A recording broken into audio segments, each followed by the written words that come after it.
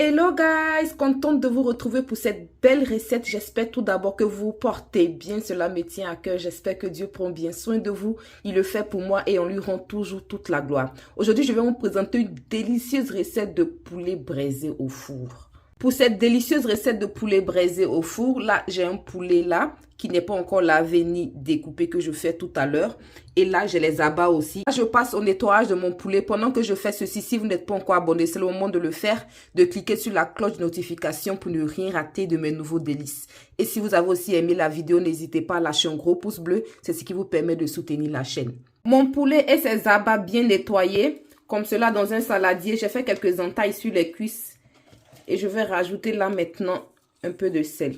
Le sel, c'est comme vous le consommez chez vous. Et ensuite, je vais rajouter une bonne cuillère à soupe de moutarde. Et aussi une bonne cuillère à soupe de marinade. Cette marinade a quelques vidéos plus bas. Vous verrez une délicieuse recette de marinade passe-partout, simple et délicieuse qui vous attend. Donc, je vais en mettre peut-être un peu plus.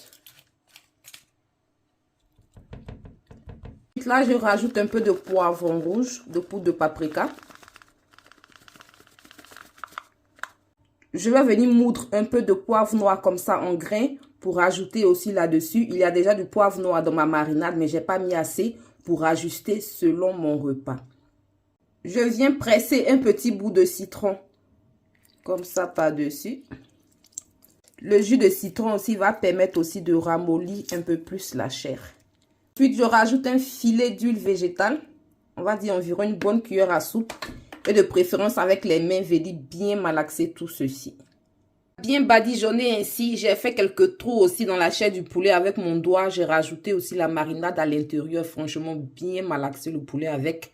Et je vais garder cela au réfrigérateur pour une trentaine de minutes avant de braiser tout ça. Pendant que mon poulet est en train de gentiment mariner, là, j'ai 3 tomates, un oignon, un demi-poivron jaune, 3 tiges de feuilles d'oignon et quelques gousses d'ail. L'ail, c'est un reste facultatif, c'est comme vous le consommez.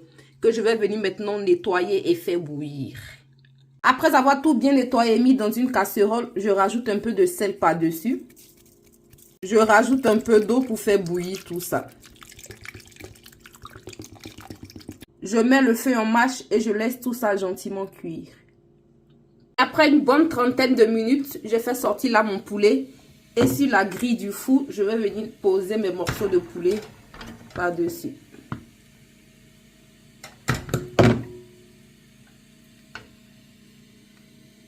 Mon poulet bien installé sur la grille.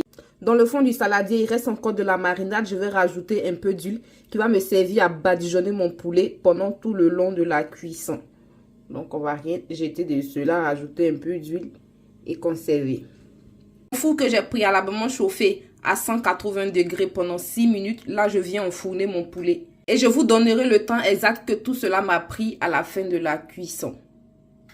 Pendant que tout est au feu, je peux préparer maintenant ma garniture qui sera composée d'un demi-oignon violet, un demi-oignon blanc, un petit bout de concombre et j'ai 2 piments. Je vais aussi découper ces 2 piments là pour plus tard.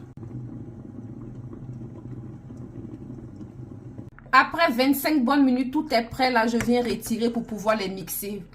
Vous pouvez les écraser sur un caillou ou dans un talier. Cela aussi fait l'affaire. Dans ma même casserole, après avoir tout vidé et nettoyé, je rajoute un peu d'huile. L'huile aussi, c'est comme vous le consommez pour cette recette-là. Et on va laisser cela gentiment chauffer. L'huile est assez chaude. Je rajoute mes ingrédients mixés à l'intérieur. Et ensuite, je rajoute un cube Maggi. Moi, j'ai choisi les petits cubes Maggi étoiles là. Vous pouvez rajouter le cube de votre choix. Je rajoute aussi un petit bout de Maggi poulet.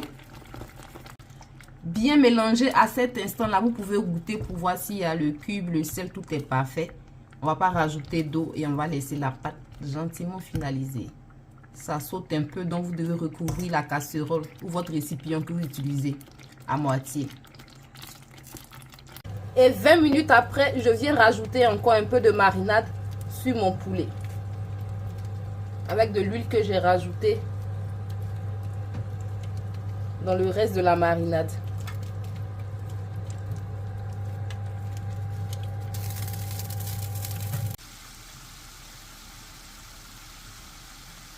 Après une bonne trentaine de minutes à feu vraiment moyen, ma pâte pour accompagner mon poulet braisé est finalement ready. Elle est fin prête là. J'ai mes crudités qui sont déjà découpées, mes 2 différents oignons, concombre. Et je vais rajouter aussi du persil frisé, juste un peu comme ceci. Je vais rajouter aussi 2 cuillères à soupe de ma pâte pour accompagner mon poulet braisé.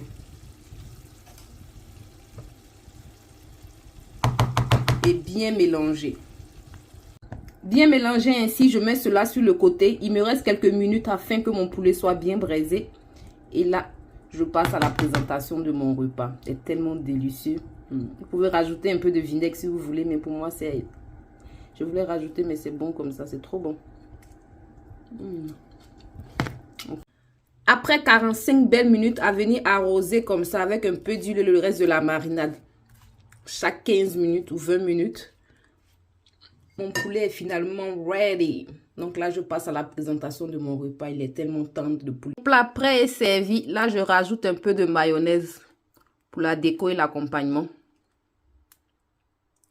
Il est tellement tendre. Le citron l'a rendu ça encore 2 fois plus tendre. Donc, on va se régaler par ici. Et voilà le délicieux résultat de mon poulet braisé au four. Accompagné d'une délicieuse pâte à tiéké, rondelles de citron, un peu de piment frais vert découpé comme ceci. Et voilà mayonnaise par-dessus. Et voilà mon petit gribouillage de mayonnaise. Ravi de vous avoir présenté cette recette. J'espère que vous avez été autant ravis de la partager avec moi. Si cela n'est pas encore fait, n'hésitez pas à vous abonner, à cliquer sur la cloche de notification pour ne rien rater de mes nouveaux délices. Et nous, on se retrouve très prochainement pour de délicieuses nouvelles recettes. Sur ce, que Dieu prenne bien soin de vous et surtout un bon appétit chez vous.